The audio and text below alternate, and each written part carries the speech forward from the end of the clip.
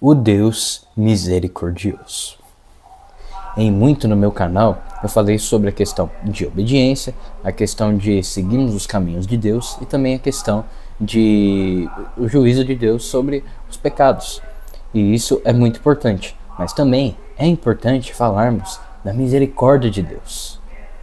Deus antes criou a lei lá na época de Moisés para instruir o seu povo a como andar com fidelidade a Deus e a como se livrar de todo e qualquer mal. Porque as leis de Deus são para ajudar as pessoas a não irem para os maus caminhos. Pois bem, agora se a gente for da época de Moisés até a época de Jesus, vimos que nenhum ser humano conseguiu cumprir a lei perfeitamente. E nisso, vemos que alguém necessitava salvar a humanidade. Porque a humanidade estava totalmente perdida, porque todos pecaram e careciam da glória de Deus. E por que disso? Porque o pecado, ele gera na morte espiritual, porque ele separa a pessoa de Deus. E Deus é a fonte de toda a vida. E, portanto, algo tinha que morrer. E por mais que a gente tinha a questão dos cordeiros, dos sacrifícios, eles só conseguiriam pagar alguns pecados. E a pessoa tinha que recorrentemente fazer esses sacrifícios para o perdão dos pecados que a pessoa tinha cometido naquele momento. Porém, era imperfeito. E então, Deus, antes mesmo da fundação do mundo, já havia decidido que o seu Filho, Jesus Cristo, cujo também ele, mesmo sendo Deus, ele ainda assim tomou a sua forma e veio até a terra por amor a nós. E ele, descendo até a terra, foi para cumprir uma única missão, de o que? Salvar toda a humanidade por sua graça e misericórdia. E por que eu citei a lei? Porque se vemos pela lei, todos nós já adulteramos alguma vez. E aí você pode perguntar, como assim, Miguel? Você tá louco? Eu nunca nem namorei, eu nunca nem sou casado, como posso ter adulterado alguma vez? Pois bem, a Bíblia, ela nos ensina que sim, já adulteramos contra Deus. E eu vou te mostrar aonde isso. Que sim, somos adúlteros e contra Deus. Se vamos ver em Jeremias, capítulo 3, versículo 8, ele cita como ele separou a nação de Israel de Judá pelo seu adultério. Por quê? Porque Israel adorou outros deuses e colocou o seu coração naquelas coisas que não eram do Senhor. E se vemos no Novo Testamento, em Tiago, capítulo 4, no versículo 4, ele diz essas coisas para as pessoas que cobiçavam as coisas do mundo. Adúlteros, vocês não sabem que a amizade com o mundo é inimizade com Deus?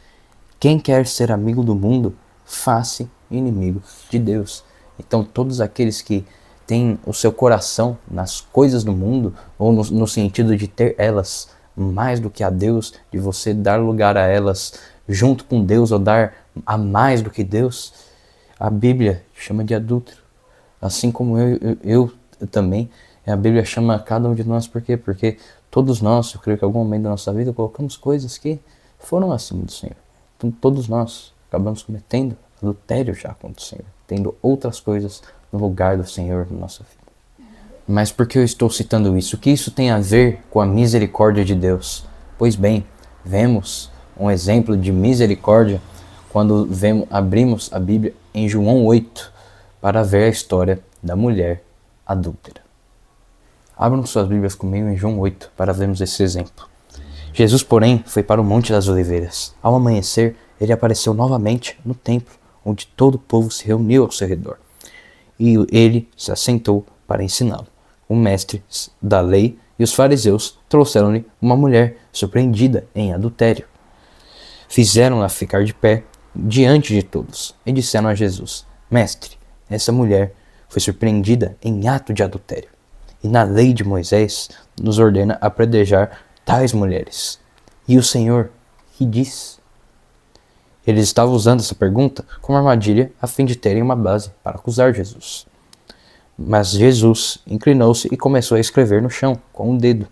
Visto que continuavam a interrogá-lo, ele se levantou e lhes disse: Se algum de vocês estiver sem pecado, seja o primeiro a atirar a pedra nela.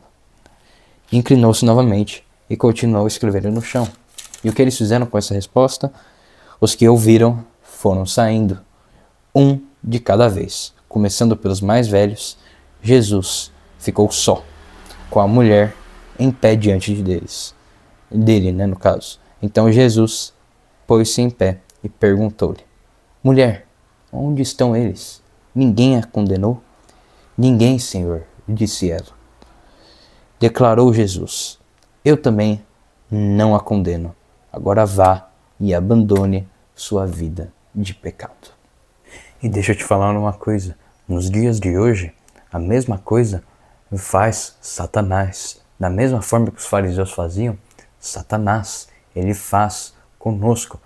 Toda vez que caímos, ele quer nos acusar, dizer que não temos perdão, que pela lei devíamos ser, por exemplo, mortos. E pela lei, deveríamos sim, porque todos nós pecamos, todos nós adulteramos contra Deus, todos nós quebramos todos os mandamentos, porque se a gente quebra um, a gente quebra todos. E aí, o que acontece? Jesus, ele nos olha assim como ele olhou para a mulher adúltera. E mesmo ele sabendo de nossos pecados, pela sua graça que ele teve na cruz, ele olha para você hoje e diz: Ele foi revestido pelo meu sangue. Ele pode ter pecado, mas pela minha graça eu o perdoo. E hoje eu te perdoo, meu filho. Você pode estar numa situação na sua vida que talvez você nunca tenha caminhado com Deus e acha que o que você tem feito, talvez Deus nunca te perdoaria. Ou você pode ter até caminhado com Deus, mas se afastado ou se desviado. E você acha que para você não tem mais perdão, não tem mais volta.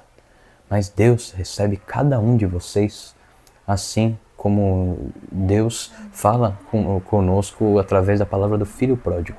Como? Recebendo seu filho de braços abertos, mesmo que o filho tenha pecado contra seu pai, gastado tudo, feito todas as abominações possíveis. Ele, arrependido, voltou-se a seu pai, buscando ser apenas um simples servo.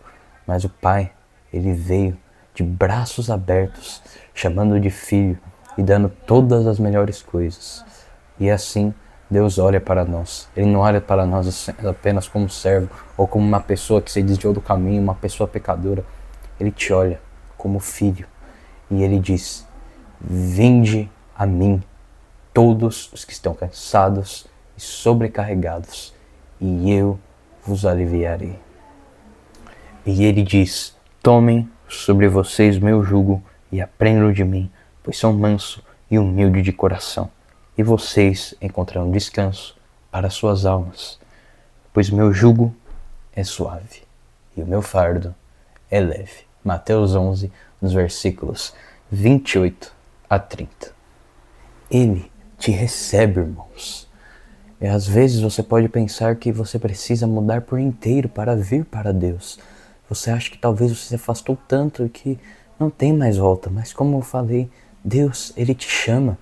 Porque Deus, ele não está buscando, nesse momento que você está na sua vida, uma perfeição. Você nem está com ele ainda. Deus, ele quer que você venha da forma como você esteja.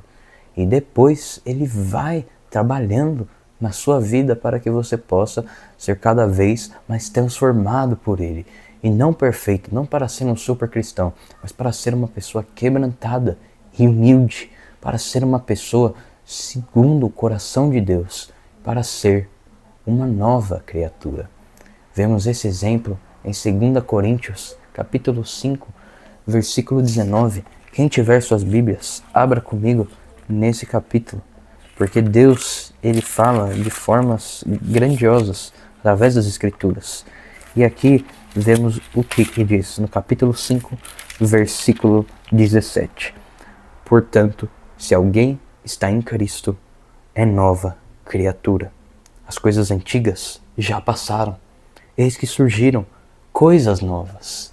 Portanto, ele vai te fazer, no processo, uma nova criatura. E todo esse passado, todo esse presente que você tem, será um passado que será deixado de lado. Porque aqueles que estão em Cristo têm os seus pecados perdoados, e nova criatura é, e nova vida ele tem. Deus é rico em misericórdia e tardio em irar-se. E portanto, Ele, graças à sua obra na cruz, te recebe de braços abertos, te dando a oportunidade para que você venha a Ele em arrependimento e em quebrantamento, para que Ele venha e te transforme e te faça uma nova criatura. Tudo que você precisa dizer é: Deus, perdoe-me por cada pecado que eu pratico, cada pecado que transgride aquilo que o Senhor me ensina na palavra de Deus.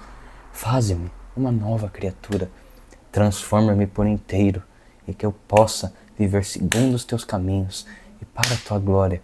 Confie somente nele e ele vai te transformar. Deus é misericordioso e ele te aguarda. Ele te aguarda de braços abertos. Portanto, eu espero que vocês possam ter entendido e ser tocados para que Deus possa transformar cada um de vocês. Eu espero que Deus abençoe seu dia, a sua família e a sua semana e possa vir te usar pelo resto da semana para sua honra e glória. Peço perdão por ter postado terça-feira, mas fica hoje para quinta. Que vocês sejam usados por Deus, que vocês cresçam no caminho do Senhor e que não fiquem pensando que é tarde para você, porque nunca é tarde. Tarde será quando Jesus voltar e não termos mais chance de nos arrependermos e voltarmos para Ele. Agora é o tempo ideal.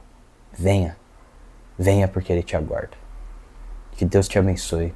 Até a próxima. Obrigado pela sua atenção. Tchau, tchau.